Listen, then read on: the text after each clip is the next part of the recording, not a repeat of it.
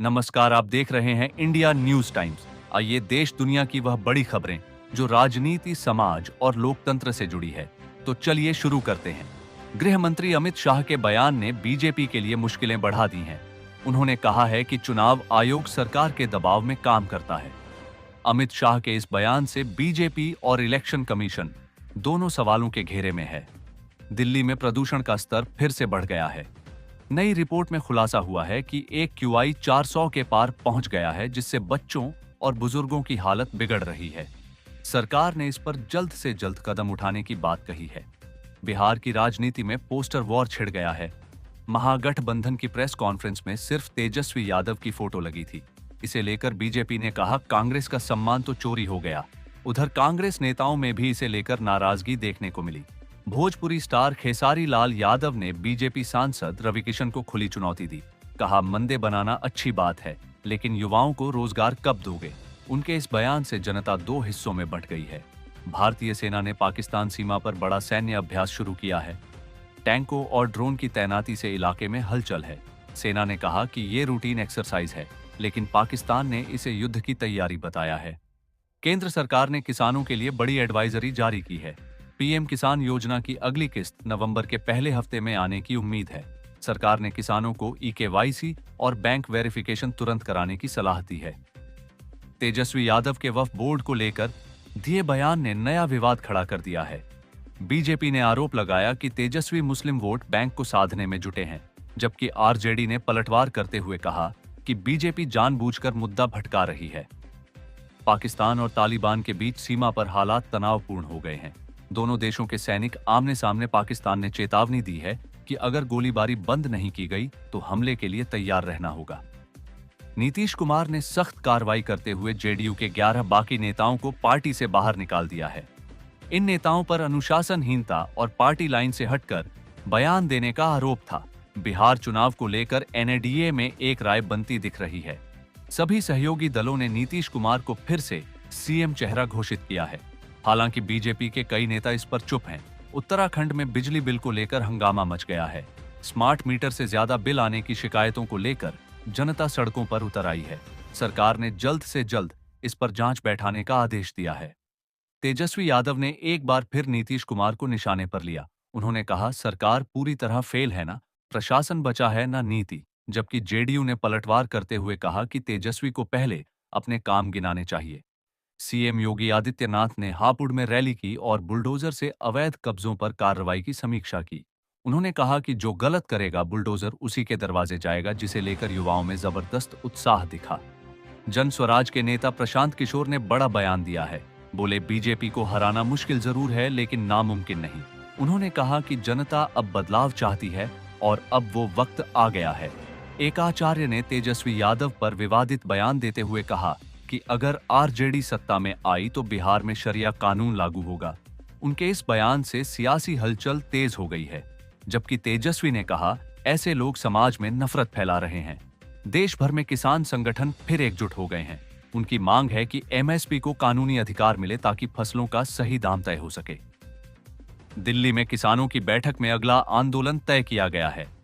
तेजस्वी यादव ने चिराग पासवान पर निशाना साधते हुए कहा कि एनडीए में सब कुर्सी की राजनीति में लगे हैं, उन्हें जनता से कोई मतलब नहीं है। जिस पर चिराग पासवान ने जवाब देते हुए कहा कि तेजस्वी सिर्फ बयानबाजी करते हैं, काम नहीं। ममता बनर्जी ने अपने कार्यकर्ताओं से कहा, अगर पार्टी हारती है तो जिम्मेदारी मेरी होगी। उनके इस बयान ने टीएमसी के भीतर नया जोश भर दिया है। जबकि बीजेपी ने कहा, ममता को अब हार की आशंका सताने लगी है।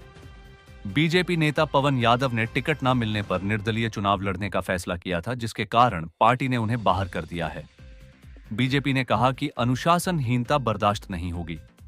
कांग्रेस नेता दिग्विजय सिंह ने सनसनीखेज आरोप लगाया है। कहा कि बीजेपी को फार्मा कंपनियों से करोड़ों का फंड मिला है, जबकि बीजेपी ने इसे झूठ बताया और कहा दिग्विजय केवल सुर्खियां बटोरना चाहते हैं। एनआईडीए ने चौंकाने वाला कदम उठाते हुए मढ़ौरा सीट पर अपने प्रत्याशी की जगह निर्दलीय उम्मीदवार को समर्थन देने का फैसला किया है। इससे राजनीतिक समीकरण अब पूरी तरह बदलते दिख रहे हैं। प्रधानमंत्री मोदी की रैली की तारीख तय हो गई है। पीएम नरेंद्र मोदी 30 अक्टूबर को बिहार में विशाल रैली करेंगे। यह रैली एनडीए के चुनावी अभियान की शुरुआत मानी जा रही है। सुरक्षा और तैयारी को लेकर प्रशासन ने पूरी ताकत झोंक दी है। मध्य प्रदेश में कांग्रेस ने नया अभियान शुरू किया है, जिसके अंतर्गत पार्टी के कार्यकर्ता हर जिले में जाकर दान एकत्र कर रहे हैं। बीजेपी ने तंज कसते हुए कहा कि अब चंदे से ही चुनाव जीतने की उम्मीद है। आरएसएस ने यूपी में मिशन 2027 की तैयारियां शुरू कर दी हैं। संगठन के कार्यकर्ता घर घर संपर्क अभियान में जुटे हैं। कहा जा रहा है कि इसका मकसद बीजेपी को अगले चुनाव में बढ़ दिलाना है। गुरुग्राम प्रशासन ने अवैध कॉलोनी बनाने वालों पर बड़ा एक्शन लिया है। 214 लोगों के खिलाफ फिर की सिफारिश की गई है। सरकार ने कहा, अवैध कब्जे करने वालों को किसी भी हाल में बख्शा नहीं जाएगा। असम में फिर से बांग्लादेशी घुसपैठ का मुद्दा गर्म हो गया है। विपक्ष का आरोप है कि सरकार जानबूझकर वोट बैंक की राजनीति कर रही है, जबकि मुख्यमंत्री ने कहा कि राज्य की सुरक्षा पर कोई समझौता नहीं होगा। बीजेपी ने अगले चुनाव के लिए नई रणनीति बनाई है। देश भर में 500 विस्तारक नेताओं की टीम बनेगी जो बूथ स्तर पर काम करे। पार्टी ने कहा, हम हर गांव तक पहुंचेंगे। तेजस्वी यादव ने युवाओं से वादा किया कि अगर आरजेडी सत्ता में आई तो बेरोजगारों को बिना ब्याज लोन मिलेगा। बीजेपी ने इसे जुमला बताया, जबकि समर्थकों ने इसे गेम चेंजर कहा। बिहार चुनाव से पहले आयोग ने सख्त रुख अपनाया है। चुनाव आयोग ने चेतावनी दी है कि अगर कोई मीडिया या संस्थान किसी भी तरह का एग्जिट पोल या ओपिनियन सर्वे दिखाएगा तो उस पर नियम तोड़ने को लेकर सख्त कार्रवाई की जाएगी। हरियाणा सरकार की लाडो लक्ष्मी योजना को लोगों से जबरदस्त समर्थन मिला है। अब तक करीब 50,000 बेटियों के लिए आवेदन आए हैं। इस योजना का मकसद बेटियों के जन्म पर परिवारों को आर्थिक मदद देना है। विजय थालापति ने आज उस घटना के पीड़ित परिवारों से मुलाकात की, जिनके प्रियजन भगदड़ में घायल या मारे गए थे।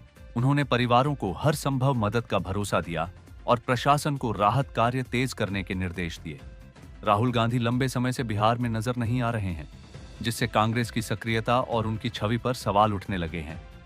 पार्टी के नेता भी मान रहे हैं कि राहुल की गैर मौजूदगी से संगठन कमजोर दिख रहा है। ऐसे में चुनाव से पहले कांग्रेस के लिए एक बड़ी चुनौती बनती जा रही है। उज्ज्वला गैस योजना में अब सरकार ने बड़ा बदलाव किया है। अब लाभार्थियों को सिलेंडर का फायदा जारी रखने के लिए फिजिकल वेरिफिकेशन करवाना होगा, यानी अब सिर्फ कागजी दस्तावेज नहीं, अधिकारियों को घर जाकर जांच करनी होगी। कर्नाटक के मंत्री जमीर अहमद खान का एक कथित ऑडियो वायरल हो गया है, जिसमें वह सरकारी अधिकारियों पर दबाव डालते सुने जा रहे हैं। इस ऑडियो को लेकर विपक्ष ने सरकार पर निशाना साधा है। बीजेपी ने मांग की है कि जमीर अहमद खान से मंत्री पद तुरंत वापस लिया जाए। गृह मंत्री अमित शाह ने कहा है कि एनडीए बिहार की 243 सीटों में से 160 सीटें जीतेगा और 2/3 बहुमत के साथ सरकार बनाएगा। शाह ने यह भी कहा कि भारत 31 मार्च 2026 तक माओवादी मुक्त हो जाएगा। उन्होंने जोर देकर कहा कि नीतीश कुमार एनडीए के चेहरे हैं और मुख्यमंत्री पद के लिए वही सर्वस्वीकृत हैं। पीएम मोदी आरा भोजपुर में दोपहर 3:10 और नवादा में दोपहर 3:30 चुनावी जनसभाएं करेंगे। इन सभाओं में वह एनडीए के लिए मतदान मांगेंगे और सरकार की विकास योजनाओं पर जोर देंगे। इसके बाद शाम 6:45 पर गुरुद्वारे में प्रार्थना का कार्यक्रम होगा। कांग्रेस के वरिष्ठ नेता और लोकसभा में विपक्ष के नेता राहुल गांधी रविवार को बेगूसराय और खगड़िया में जनसभाओं को संबोधित करेंगे। वह बेगूसराय के सोना चिमनी ग्राउंड में दोपहर 12:30 पर पहुंचेंगे, जहां महागठबंधन के पक्ष में वोट मांगेंगे।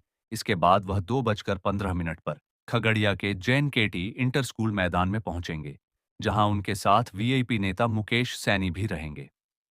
मोकामा से जदयू के प्रत्याशी और पूर्व विधायक अनंत सिंह को रविवार तड़के जनस्वराज कार्यकर्ता दुलारचंद यादव की हत्या के मामले में गिरफ्तार किया गया। पन्ना पुलिस ने अनंत सिंह के साथ मणिकांत ठाकुर और रंजीत राम को भी गिरफ्तार किया। दुलारचंद यादव को गुरुवार को मोकामा में चुनावी प्रचार के दौरान मारा गया था। तेजस्वी यादव आज मोकामा में पार्टी की उम्मीदवार वीणा देवी के समर्थन में चुनावी रैली करेंगे। या अनंत सिंह की गिरफ्तारी के बाद तेजस्वी की मोकामा में पहली यात्रा होगी। इसके अलावा तेजस्वी माहुआ विधानसभा क्षेत्र में भी चुनावी प्रचार करेंगे। प्रधानमंत्री नरेंद्र मोदी आज रविवार को पटना में एक भव्य रोड शो करेंगे। शाम लगभग 5:30 से दिनकर गोलंबर से यह रोड शो शुरू होगा और गांधी मैदान के उद्योग भवन तक जाएगा।